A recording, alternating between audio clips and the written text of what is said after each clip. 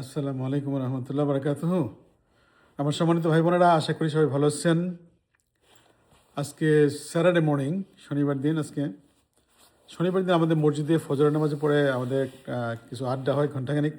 Breakfast নিয়ে আসি আমরা সবাই, যার যার বাড়া থেকে কেউ। ওই ব্রেকফাস্টগুলো আমরা খাই বসে এবং মসজিদে আমরা একটু আলাপ করি আর কি। এবং আলাপের মধ্যে কন্টেম্পোরারি আলাপ থাকে, কিন্তু বেশিরভাগই আমরা ইসলামিক আলাপ করার চেষ্টা করি আর কি। কারণ ওখানে অনেক কয়েকজন জ্ঞানী লোক থাকেন, যারাদেরকে আমরা বলি শেখ বা ইমাম মসজিদের। তো এই আর কি। আসলাম একটু লেট করে মসজিদ থেকে। আজকে ঠান্ডা পড়েছে, তাই একটা আর কি মানে ওই আমার তোপের উপরে একটা বেস্ট লাগালাম, যাতে ঠান্ডা না লাগে বাইরে। তো আপনারা সবাই আশা করি আল্লাহর রহমতে ভালো আছেন।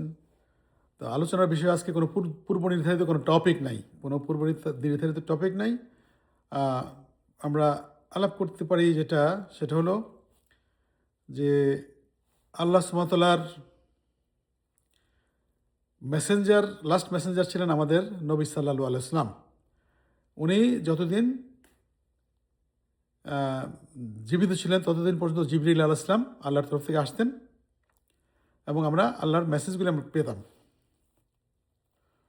তো এরপরে নতুন করে আর কোনো মেসেজ আল্লাহ সুবহানাহু ওয়া তাআলার কাছ থেকে আসবে না। এটা ডিক্লেয়ার্ড যে খতমুন নবী সাল্লাল্লাহু আলাইহি ওয়াসাল্লাম, ওনার তিরোধানের পর আর কোনো নবী আসবেন না এবং উনি সবশেষ নবী। উনি রহমতুল আলামিন, উনি সারা পৃথিবীর সারা মানব জাতির জন্য একটা রহমত স্বরূপ ছিলেন। আমাদের ওই মেসেজ যেটা আল্লাহ সুবহানাহু ওয়া তাআলা নবী সাল্লাল্লাহু আলাইহি ওয়াসাল্লামের মাধ্যমে আমাদের কাছে পাঠিয়েছেন, ওইটা আমাদের পড়ে পড়ে আমাদের বের করতে হবে। কোরআন তেলাওয়াত করে, কোরআনের তর্জমা পড়ে, কোরআনের তাফসির পড়ে আমাদের বের করতে হবে যে সেখানে আমাদের জন্য কী মেসেজ আসছে। কারণ ওই মেসেজ ইজ ভ্যালিড আনটিল ওটার কোনো এক্সপিরেশন নাই। যেমন আপনি একটা খাবার কিনলেন, ওষুধ কিনলেন, বা আছে না, ওগুলি এক্সপিরেশন ডে থাকতে পারে, আছে স্বভাবতই।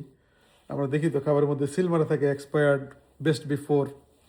তো আল্লাহ তাআলা কোরআন মজিদ এটা ভ্যালিড একদম আমাদের জিন্দেগি হোল লাইফের মধ্যে এটা কোনো এক্সপ্রেশন নাই। আর ইট ইজ ভ্যালিড আনটিল এই কী বলবো, শেষ দিন, পৃথিবী ধ্বংস পর্যন্ত, যেটা আমরা কিয়ামত বলি আর কি। হ্যাঁ, সো এই কোরআনটার মধ্যে ধরেন যে এই সমস্ত 114টা সূরা আছে, সেখানে 6666টি আয়াত আছে।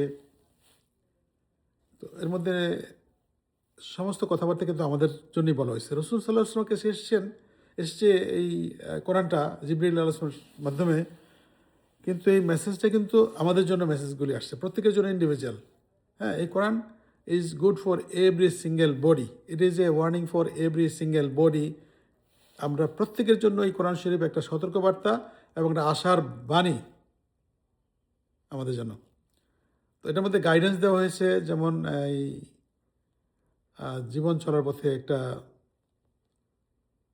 দিক নির্দেশনা কোরআনের মধ্যে আসছে। এবং এটা যদি বুঝতে কখনো কোথাও অসুবিধা হয়, সেটার জন্যই আমাদের রাসূল সাল্লাল্লাহু আলাইহি ওয়াসাল্লামের জীবনটা উনি রেখে গেছেন একটা আদর্শ হিসেবে, যে রাসূল সাল্লাল্লাহু আলাইহি ওয়াসাল্লামের এটাকে যেমন আমাদের বিবি আয়েশা, ওনার যে স্ত্রী, উনি বলেছেন আমাদের নবী সাল্লাল্লাহু আলাইহি ওয়াসাল্লাম একজন লিভিং কোরআন, একটা জীবন্ত কোরআন।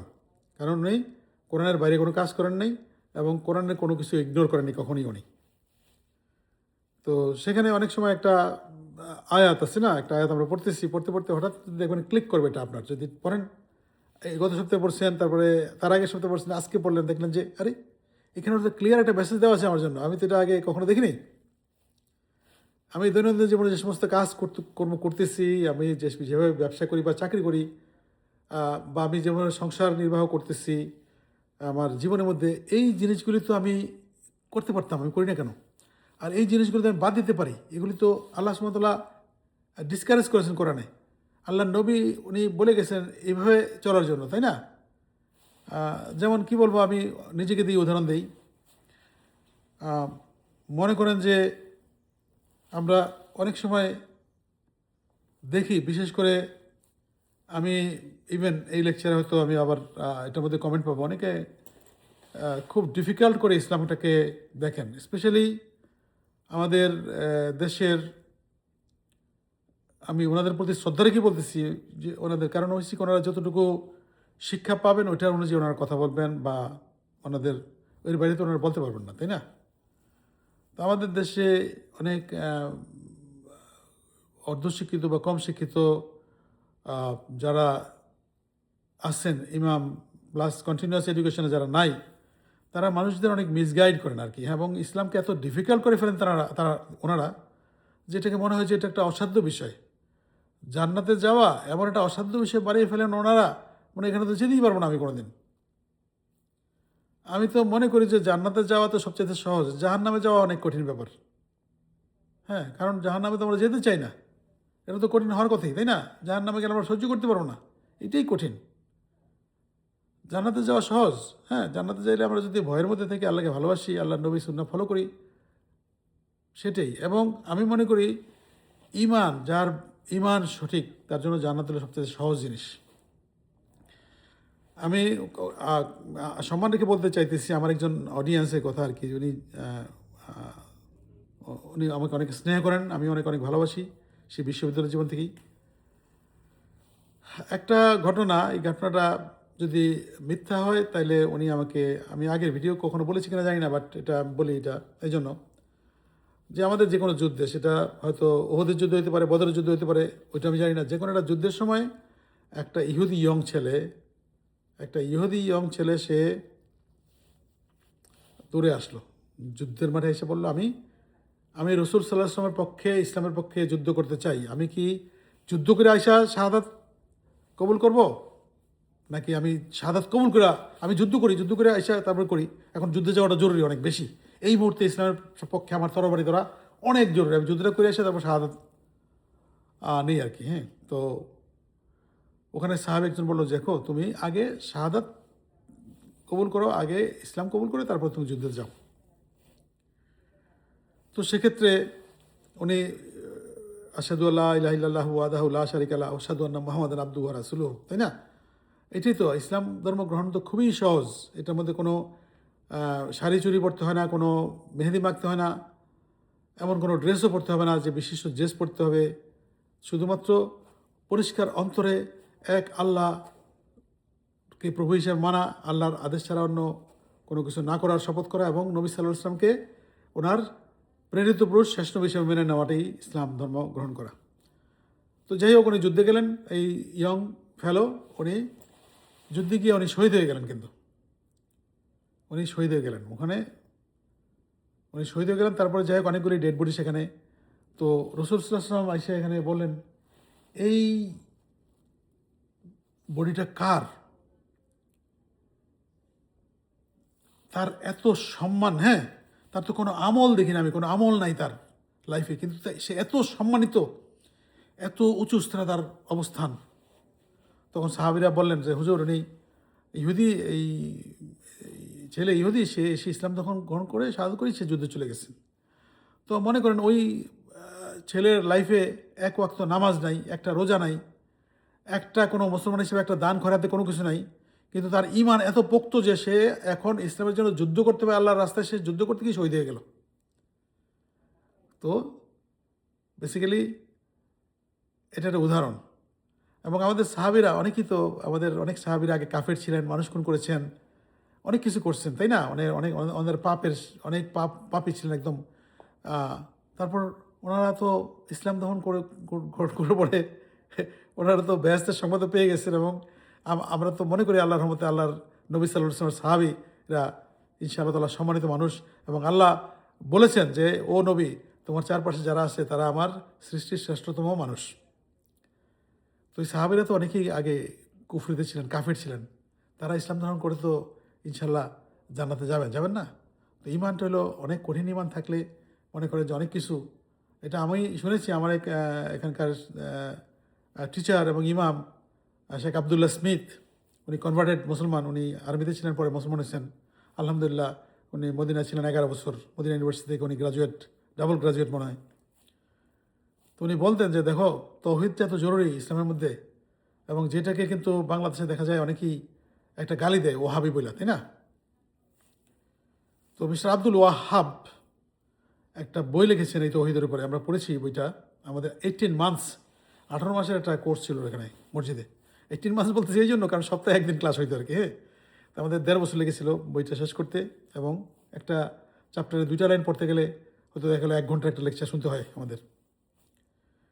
তো একবার মনে আছে যে এই তৌহিদ, আল্লাহর একত্ববাদ, এটার উপরে সারা পৃথিবীর মধ্যে বিভিন্ন এক্সপার্টদের ওদের বলতেছিল যে তোমাদের সমস্ত বইগুলো আমরা স্টাডি করে একটা গ্রুপকে দেওয়া হলো, তারা খুব এক্সপার্ট, তারা তৌহিদ সম্পর্কে তাদের একটা বুক সিলেক্ট করবে আর কি। হ্যাঁ, তো ওই সবগুলি বইয়েরই মলাট খুলে শুধু বইয়ের ভিতরটুকু দেওয়া হয়েছে আর কি, যে জিসটুকু, এটা একটা কমিটিকে, এটা আধুনিক যুগের কথা বলতেছি আমি, হয়তো 100-200 বছর আগের হইতে পারে, আমি জানি না ঠিক, কন্টেম্পোরারি হইতে পারে। তো সেখানে একটা বইকে সমস্ত আলেমরা পৃথিবী তারা বলছে this is the best one. ওইটা হলো আব্দুল ওয়াহাব সাহেব ওইটা বইটা লিখছেন, এবং ওই বইটা তাওহীদের জন্য অত্যন্ত জরুরি একটা বই। এবং ওইটার মধ্যে যত ধরনের বিদাত এগুলিকে নিগেট করা হয়েছে। এবং আমাদের তো ধরেন এই ইন্দো পাক সাবকন্টিনেন্ট, বাংলাদেশ, ইন্ডিয়া, পাকিস্তান, এগুলি খুবই ধরনের বিদাতে পূর্ণ আর কি। হ্যাঁ, তো আমি তর্কে যাব না, কারণ আমি এটা নিয়ে আমি কোনো কিছু বলতে গেলে আমার কোয়ালিফিকেশান নাই, আর বলতে গেলে এটা অনেক আলোচনা, নেগেটিভ আলোচনা হইতে পারে এখান থেকে। হ্যাঁ, কারণ বাংলাদেশের আমি দেখি যে বাংলাদেশের মানুষের খুবই টেনশান যে আমি নামাজটা এভাবে পড়লাম না এভাবে পড়লাম, আমি কি রাফাত দিলাম না দিলাম না, আমি কি সূরা ফাতিহার পরে আমিন বললাম কি বললাম না, এগুলি নিয়ে বিরাট তর্ক বিতর্ক হয় বাংলাদেশে। সরি, একটা মশা উঠতেছিল আমার সামনে, মশা বা পোকা। তো এটা নিয়ে দেখেন, এটা কি এমন একটা জরুরি জিনিস, এই তুমি এটা তোমার হয় না, যার অথরিটি নাই, মনে করেন সে হয়তো নামাজ কীভাবে পড়ে সঠিক নামাজ জানেই না। কারণ নামাজ নিয়ে কিন্তু নবী সাল্লাল্লাহু আলাইহি ওয়াসাল্লামের ওয়ার্নিং ছিল, উনি ওনার ওখানে সাহাবীকে নামাজ পড়ছে, একজন এসে বলছে তোমার নামাজ হয় না, আবার পড়ো আবার পড়ো। উনি বলছেন যে নামাজ শিখে না আমাকে দেখে। তো অনেক ক্ষেত্রে দেখা যায় যে আমি দেখি, আমাদের এখানেও দেখি, বাংলাদেশে দেখি, অনেকে নামাজ পড়েন, নামাজে মনে হয় যে সিজদা দেন বা রুকুতে যার মনে হয় মুরগি খাবার খাইতেছে এরকম আর কি। হ্যাঁ, ঠোকর দিয়ে উঠে যেতেছে। But those are the most important time. নামাজের মধ্যে এত সুন্দর সময়, ওই সময়গুলি যখন আমরা রুকুতে যাই, সেজদাতে যাই, অসাধারণ সময়। আল্লাহর সাথে আমাদের কোনো পর্দা থাকে না ওই সময়, দোয়া চাওয়ার জন্য উন্মুক্ত থাকে একদম পুরা প্যাসেজটা। তো ওই সময়টা একটু দীর্ঘায়িত করলে অসুবিধা কী আসছে? ওখানে তো ধরেন আমার মুখস্থ সুবহানাল্লাহ এভাবে পড়ে তার চেয়ে আপনি ধীর ও স্থির বলতে পারেন, এবং ওই সময় চাইতে পারেন আপনি। আমি একটা জিনিস প্র্যাকটিস করি, আমি গতকালকে বলেছি, আমি শেয়ার করি আপনাদের সাথে। আমি কিন্তু আমার রুকু সেজদার মধ্যে আমার আল্লাহর কাছে আমার বাবা মার জন্য দোয়া করি অলওয়েজ। আমি একটু সময় নিই, ডিপেন্ডস। অনেক সময় ধরেন আমি ইমামতি করতেছি, তখন হয়তো আমার পিছনে যারা আমি মাঝে মাঝে ইমামতি করতে হয়, আমাদের আমেরিকাতে তো মসজিদে ইমাম বসে থাকে না, হয়তো পিছনে আরও কয়েকজন আছে। আমি অডিয়েন্সটাকে বুঝে নিই আগে যে তাদের কাজের তারা আছে কিনা, হয়তো কাজ থেকে আসে নামাজটা পড়ার জন্য। এই জন্য কতটুকু শেষ দেয় সময় দেবো, কতটুকু রুকুতে সময় দেবো, আমি সূরা ছোটো পড়বো না বড় পড়বো, এটা একটা বিষয়, কিন্তু এটা বিবেচনার বিষয়। আপনাকে পালস বুঝতে হবে মানুষের। কারণ নবী সাল্লাল্লাহু আলাইহি ওয়াসাল্লাম কিন্তু তাই করেছেন। কখনো বাচ্চা কান্নাকাটি করলে পিছনে উনি নামাজ শর্ট করতেন, শর্ট সূরা দিয়ে দ্রুত শেষ করতেন। তো এই সুন্নাহগুলো আমরা ফলো করার চেষ্টা করি এখানে। তো যাই হোক, আমি যেটা বলতেছিলাম সেটা হলো যে, তো ইমানটা যদি মানুষের ভালো থাকে, ওই আব্দুল ইসমিত সাহেব বললো যে ইমান যদি কারো স্ট্রং থাকে, ইমান যদি ঝকঝকে ফকফকে থাকে, তার অন্যান্য জিনিস নিয়ে ফেরেশতারা কোশ্চেনই করবে না, কোশ্চেন করার সাহস পাবে না। কারণ আপনার যদি এমন, আপনার রুহ এমন যদি এনলাইটেড হয় আল্লাহর নূর দিয়া, যে আপনি এত কঠিন ইমান আপনার, হ্যাঁ, যে আপনাকে দরজা খুলে ফেরেশতা বলে দূরে আসেন। ইমানটা খুব জরুরি। এবং এক্ষেত্রে বলা যায় যে একটা ছোট্ট উদাহরণ, যে হজরত ওমর, ওনাকে বলা হয়েছিল ওনার ইমানটা এত স্ট্রং, ওনার ইমান নিয়ে কোনো কোশ্চেন নেই, কোনো, আমি মনে করি কারো কোশ্চেন হয় নাই। উনি বলছেন যে এখন যদি আসমান, এখান থেকে যদি পুরো আসমান উন্মুক্ত হয়ে যায়, আমি যদি দেখতে পাই আমার জান্নাত এবং জাহান্নাম দুইটাই দেখতে পাই, আমি জাহান্নামের বিভীষিকা এবং জান্নাতের এত গ্লোরিফাইড জান্নাত দেখতে পাই, আমার ইমান এক বিন্দু চেঞ্জ হবে না। মানে ওনার ইমানটা এত স্ট্রং যে what I believe in Allah, that is not gonna change. কারণ উনি ইমানের চরম শিখরে অবস্থান করতেছেন উনি, এখানে চেঞ্জ হওয়ার কি আছে? আমার আমার লাইফ অ্যান্ড ডেথ বোথ আমার আল্লাহর হাতে। হ্যাঁ, এবং ওনারা কিন্তু এভাবে বলছেন, কিন্তু অনেক নবী সাল্লাল্লাহু আলাইহি ওয়াসাল্লাম বলছেন কিন্তু আমি সেই সত্তার সাক্ষী দিচ্ছি, সেই সত্তার কসম যার হাতে আমার জীবন এবং মৃত্যু। তো বেসিক্যালি আল্লাহর একত্ববাদে আমরা যদি বিশ্বাস করি, আমাদেরকে অবশ্যই বিশ্বাস করার পরমুহূর্তেই চলে আসবে নামাজ, নামাজের সাথে আসবে জাকাত, আসবে রোজা, আসবে হজ। তো এই জিনিসগুলো আমাদের করতে হবে যে মুসলিম। বাট ইমানটা অনেক পোক্ত করতে হবে। ইমান নিয়ে আপনারা চর্চা করবেন যে একত্ববাদ কী। আল্লাহর একত্ববাদ যেমন আল্লাহ এক, এটা সবাই বিশ্বাস করবে। Everybody will believe. আপনি যে কোনো ধর্মের যে কোনো লোককে জিজ্ঞেস করেন, সৃষ্টিকর্তা বলবে ওয়ান। কিন্তু সেকেন্ডটা লা ইলাহা ইল্লাল্লাহ, সেকেন্ডটাই হলো প্রবলেম, যে আল্লাহ ছাড়া কোনো উপাস্য নাই, পিরিয়ড। কোনো উপাস্য করা যাবে না। নো মাজার, নো মসজিদ, নো পীর।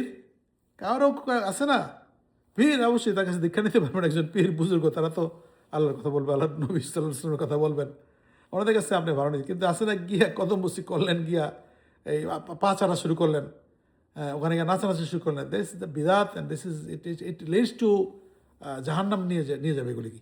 হ্যাঁ, এগুলি থেকে আমাদের খুবই কেয়ারফুল থাকতে হবে।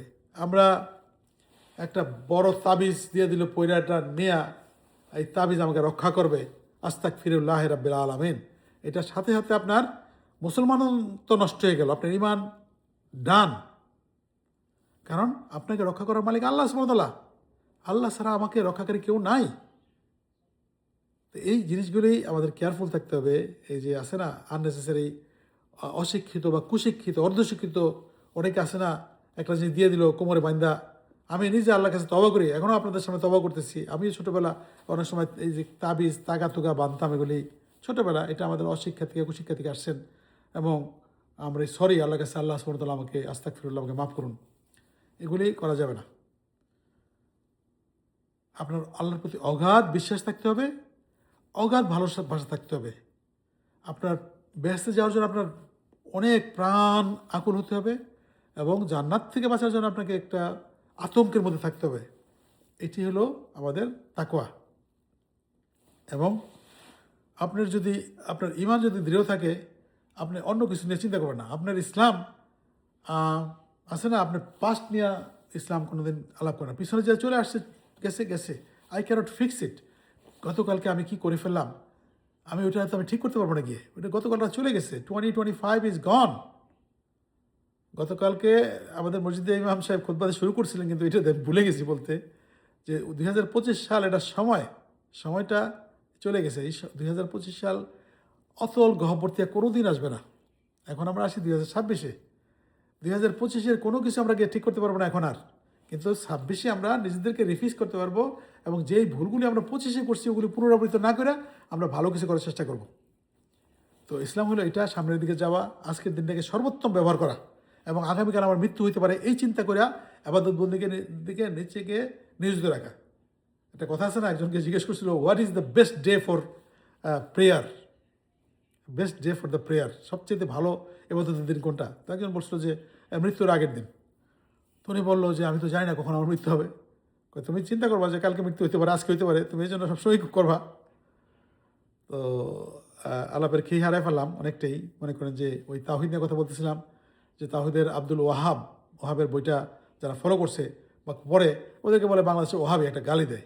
কিন্তু ওনারা কিন্তু জানে না, বাংলাদেশে অনেকে গালি দেয় সালাফি বলে, কিন্তু জানে না সালাফ কি।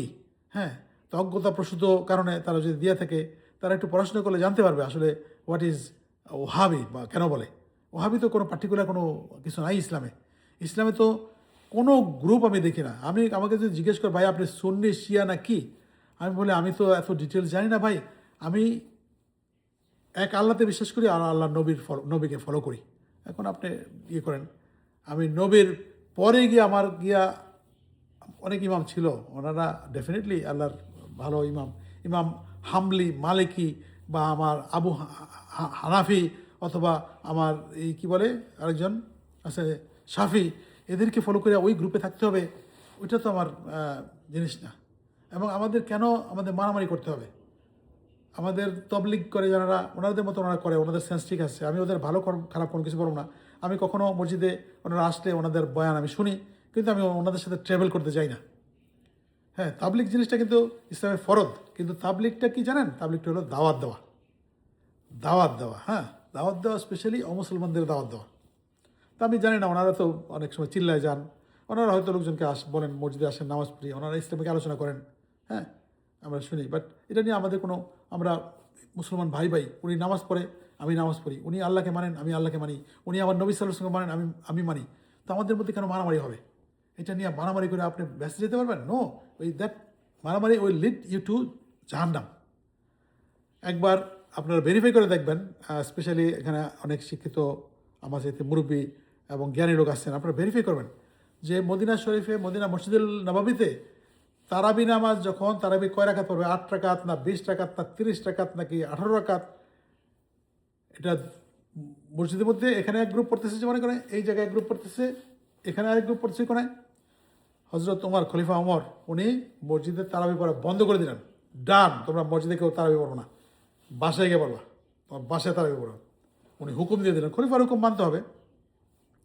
তো উনি এখানে ফলো করলেন কি? তার ভিতরে ভালো নামাজ, আলহামদুলিল্লাহ, এটা কিন্তু নফল নামাজ, এটা নবী সাল্লাল্লাহু আলাইহি ওয়াসাল্লাম পড়েছেন। হ্যাঁ, তো আমাদের জানা মতে উনি কখনোই 8 রাকাতে বেশি পড়েন নাই, এটুকু আমরা জানি। এবং অনেক সময় উনি মসজিদেও পড়েন নাই, উনি বাসায় পড়েছেন অ্যাভয়েড করার জন্য। কারণ সবসময় যদি উনি তারাবি পড়তেন, তাহলে তো দেখা গেল যে এটা আমাদের জন্য ফরজ হয়ে যেত একদম পুরা, তাই না? 5 ওয়াক্ত নামাজের মতো। তো তারাবি একটা নফল নামাজ, এটা রোজার সময় যেহেতু কিয়ামুল লাইল, মানে রাত্রেবেলার নামাজ আল্লাহর কাছে অধিক প্রিয়, সেই জন্য তারাবিটা খুবই ভালো জিনিস, খুব একটা, বিশেষ করে রোজার মাসের ইবাদত তো অলওয়েজ, এটার তো অন্যরকম লেভেলের সব। তো আমরা যেটা করি সেটা হলো কি, আমরা তারাবিটাকে আমাদের মসজিদে এখানে 20 টাকা তো পড়ে, 8 টাকা তো পড়ে, তো আমরা 8 টাকাত পড়ি, নামাজ 8 টাকাত পড়ি। আবার 8 টাকাত এই সৌদি আরবের মতো আর কি, আমরা তাহাজ্জুদের টাইমে 8 টাকাত পড়ি আর কি। হ্যাঁ, তাইলে ধরেন ওরকম হয় আর কি। এটা এরকম 8 টাকাত না 12 টাকাত, 20 টাকাত পড়ে না, ওরকম 20 টাকাত হয়ে যায়। তো এটা ডিভাইড করে নিলে বেটার আর কি। হ্যাঁ, বিশেষ করে তাহাজ্জুদের সময়টা, এবাদতটা আল্লাহর কাছে খুবই প্রিয়, এটা কোরআন শরীফে বলা আছে। তো যাই হোক, আমরা যাতে এই ছোটোখাটো জিনিস নিয়ে কে কেমনে দাঁড়াইলো, কে কেমনে আঙ্গুল সোজা করলো ওই তাশাহুদ পড়ার জন্য, কে করলো না, বা কে রাফা করলো, বা কে এই বসার সময় কীভাবে বসলো, এগুলি নিয়ে আমাদের ডিভাইড করা দরকার নেই। এগুলি কোনো কিছু নেই, এগুলি কোনো ফরজ কোনো কিছু না।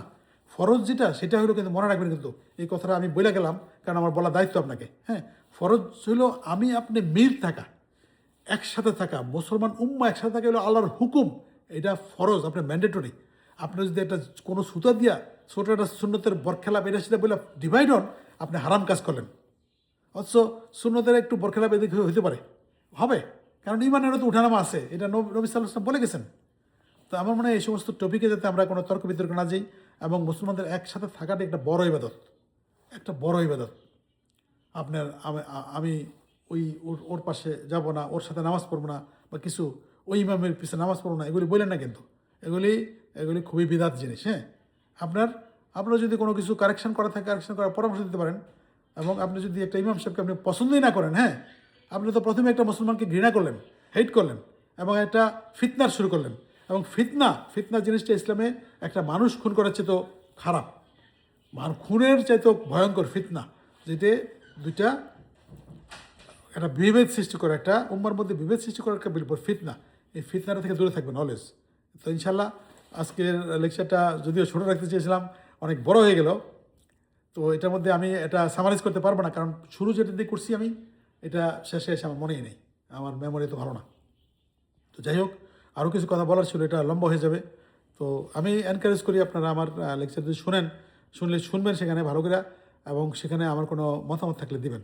আমি অ্যাপ্রিসিয়েট করি, অনেককে দেখতেছি আমি পার্সোনালি দেখতেছি, অনেকেই কমেন্ট করতেছি, দেখতেছি আমার ইয়েগুলি ডেলিভারেশনটা দেখতেছি, উপস্থাপনটা দেখতেছেন, অনেকে মন্তব্য করতেছেন। আমি দোয়া করি তারা যাতে এটা থেকে উপকৃত হয়, এবং আমিও যাতে উপকৃত হই তাদের কমেন্ট থেকে। এবং অনেক ধন্যবাদ, লেটলি আমার কিছু আত্মীয়স্বজন আসছে, ওরাও দেখতেছে। তোমাদের সবাইকে আমি অনেক ধন্যবাদ জানাই, কৃতজ্ঞতা জানাই। বাট রাইট সামথিং, কোনো কারেক্ট করে কিছু থাকলে সেটাও বলতে হবে, এবং কোনো কিছু আমি যদি আমার কাছে অন্য কিছু আলোচনা শুনতে চাও, কোশ্চেন থাকে, সেটাও করতে হবে। ইনশাআল্লাহ তাআলা আমার কাছে যদি অ্যান্সার না থাকে আমি এটা পইরা বা কারো আলেমের কাছে আইনা আপনাদের দেওয়ার চেষ্টা করব। তো সবাই ভালো থাকবেন ইনশাআল্লাহ তাআলা। অনেক ধৈর্য নিয়ে যারা শুনেছেন তাদেরকে আমি অনেক সালাম এবং শুভেচ্ছা জানাই।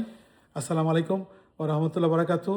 ইনশাআল্লাহ আবার আসবো অন্য একটা ভিডিও নিয়ে। আজকেও আসতে পারি, কালকেও আসতে পারি, আসবো ইনশাআল্লাহ। আসসালামু আলাইকুম ওয়া রাহমাতুল্লাহি ওয়া বারাকাতুহু। আল্লাহ হাফেজ।